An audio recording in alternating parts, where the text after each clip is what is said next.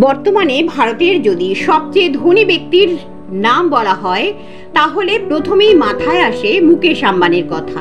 কিন্তু আপনাকে যদি প্রশ্ন করা হয় পশ্চিমবঙ্গের সবথেকে ধনী ব্যক্তির নাম কি, উত্তরটা অনেকেই বলতে পারবেন না। শুধু তাই নয়, আমাদের রাজ্যের শ্রেষ্ঠ ধনকুবের পরিচয় জানলে অবাক হবেন। যার কথা বলা হচ্ছে তার নাম বেণুগোপাল বাঙুর, সিমেন্টের চেয়ারম্যান।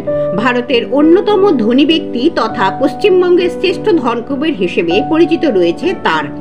বেণুগোপালের 1931 সালে কলকাতার একটি মারোয়ারি ব্যবসায়ী পরিবারে জন্ম হয়। বর্তমানে তার বয়স 92 বছরের আশেপাশে। তিনি কলকাতা বিশ্ববিদ্যালয় থেকে পড়াশোনা করেছিলেন। 19 শতকের শেষের দিকে এই ব্যবসায়ী সাম্রাজ্য শুরু করেছিলেন। বেণুগোপাল বাঙুরের ঠাকুরদা মুঙ্গিরাম বাঙুর, তিনি একজন স্টক ব্রোকার ছিলেন। আজ কলকাতা তথা পশ্চিমবঙ্গের তিনি সর্বোচ্চ টাকার মালিক। এই বেণুগোপালের দুই ছেলে। কলকাতার এক রাজকীয় বাড়িতেই এনারা থাকেন।